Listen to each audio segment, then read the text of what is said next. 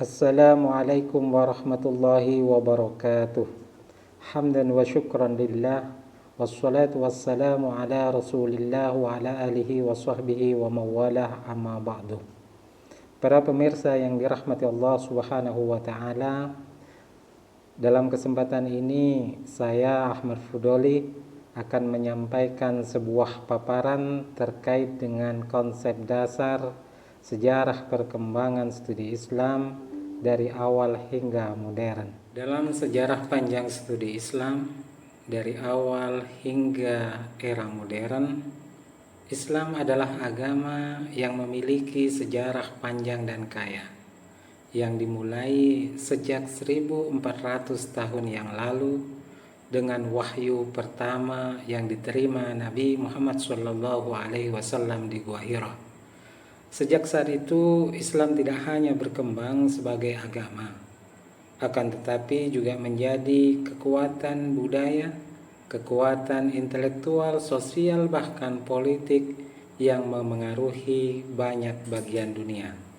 Dalam studi Islam, kita akan menelusuri jejak sejarah tersebut, mempelajari pemikiran-pemikiran besar, serta melihat bagaimana ajaran-ajaran Islam berkembang dan diterjemahkan di dalam berbagai konteks sepanjang waktu. Sejarah Islam dimulai dengan wahyu yang diterima oleh Nabi Muhammad SAW, yang tentu peristiwa ini mengubah arah sejarah dunia.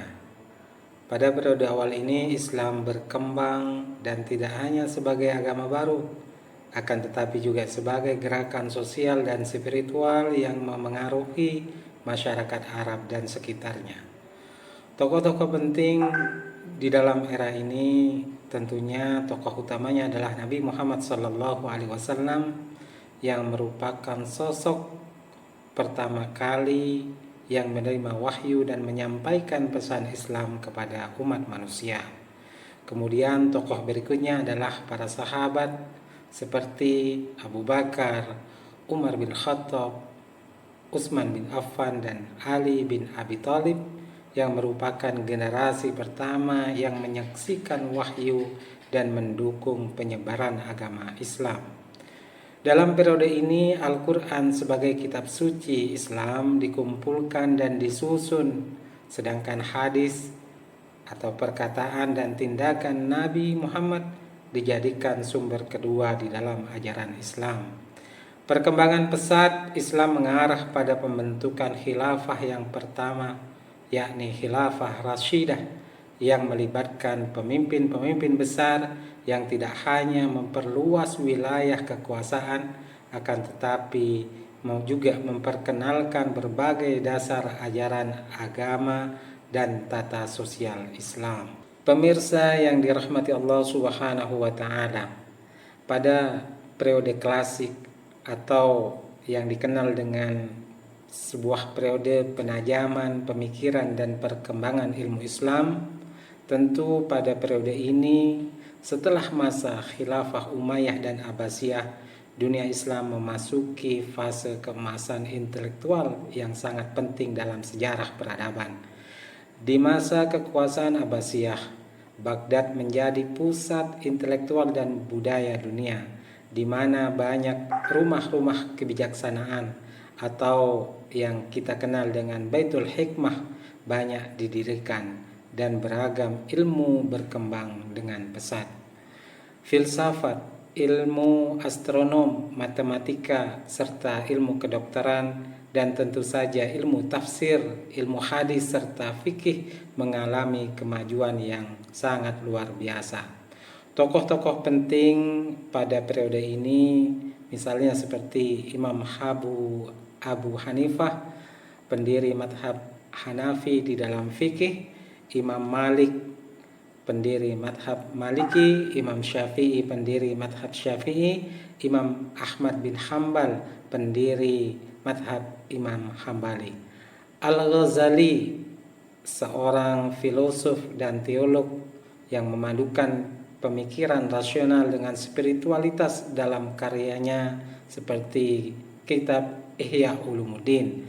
Ibnu Sina yang dikenal oleh orang Barat sebagai Avicenna adalah seorang dokter dan filosof yang menyumbangkan karya besar dalam ilmu kedokteran dan filsafat.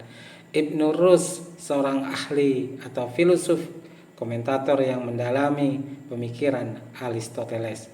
Selain itu, pada masa ini juga berkembang aliran tasawuf atau sufisme yang mengajarkan pencarian kedekatan dengan Allah melalui praktik-praktik spiritual yang sangat memengaruhi kehidupan sosial dan keagamaan umat Islam.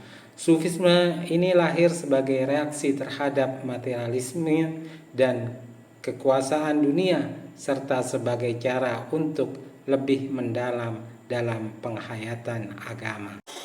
Selanjutnya, periode pertengahan atau yang disebut dengan periode dekadensi dan tantangan baru. Setelah runtuhnya Baghdad oleh pasukan Mongol pada tahun 1258 Masehi, dunia Islam mengalami masa-masa yang penuh dengan tantangan. Perang, invasi, dan disintegrasi politik menyulitkan perkembangan ilmiah dan keagamaan di banyak wilayah. Namun meskipun demikian, terjadi kemunduran dalam beberapa aspek. Peradaban Islam masih tetap hidup dan berkembang, terutama melalui kesusastraan, seni, dan pengajaran. Di Mesir dan di Turki muncul satu khilafah Mamluk dan khilafah Utsmaniyah, menjadi penguasa besar dunia Islam yang mengendalikan sebagian besar wilayah Timur Tengah dan Afrika Utara. Utsmaniyah yang berkuasa selama lebih dari 600 tahun juga dikenal sebagai pusat kebudayaan, politik, dan perdagangan yang menghubungkan dunia Islam dengan Eropa dan Asia. Tokoh-tokoh penting yang ada dalam periode ini seperti Sultan Sulaiman Al-Qanuni dari Utsmaniyah yang mengatur sistem hukum dan pemerintahan Islam dengan sangat bijak. Kemudian Mulla Sadra, seorang filosof Iran yang mengembangkan pemikiran metafisika dalam dunia Islam. Dalam periode modern atau yang disebut dengan Islam dalam dunia kontemporer, era modern membawa tantangan baru bagi umat Islam. Kolonialisasi, imperialisme, dan pertemuan dengan ideologi-ideologi Barat mempengaruhi struktur politik dan sosial dunia Islam. Perubahan cepat dalam teknologi, ekonomi, dan pemikiran sosial tentu menciptakan tantangan besar bagi pemeliharaan nilai-nilai tradisional. Pada abad ke-19 dan ke-20 muncul tokoh-tokoh penting yang berusaha menghidupkan kembali ajaran-ajaran Islam dalam konteks dunia modern. Gerakan reformisme Islam muncul di banyak negara yang tentu mendorong pembaharuan di dalam pendidikan, hukum, dan pemikiran Islam. Tokoh-tokoh penting itu diantaranya adalah Jamaluddin Al-Afghani dan Muhammad Abduh yang telah memperkenalkan ide-ide modernisasi Islam dan pembaharuan sosial di dunia Islam. Sayyid Qutb yang mempengaruhi pemikiran Islam radikal dengan mengusung ide-ide Islam politik. Abdul Hamid II dan Sultan Utsmaniyah terakhir yang berusaha mempertahankan keberadaan khilafah di tengah tantangan modernitas.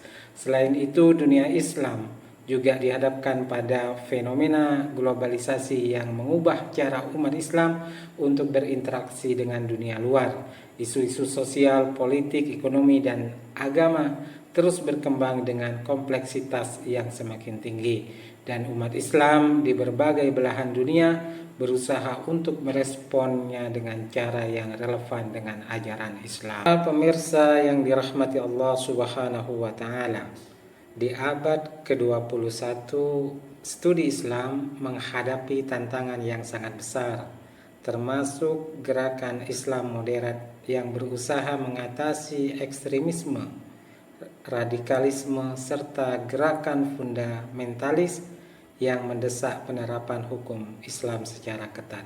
Studi Islam kini melibatkan dialog antar agama, antara Islam dan Barat serta dalam konteks multikulturalisme dan pluralisme di dunia modern. Demikian paparan yang dapat saya sampaikan, mudah-mudahan bermanfaat. Wallahu a'lam, wallahul muwafiq. Assalamualaikum warahmatullahi wabarakatuh.